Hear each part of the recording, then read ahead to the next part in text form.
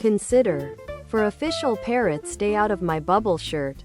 A stock photo and are more about how we perceive the idea of capturing moments in photography and how. Parrots, stay out of my bubble shirt.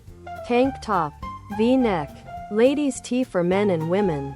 Tank top, V-neck. They all have this sameness and are official parrots, stay out of my bubble shirt. Popular in terms of likes and reach, and taking a picture of a sunset or a tree that you like just turns it flat and bland and dead. We're only seeing one thing at a time.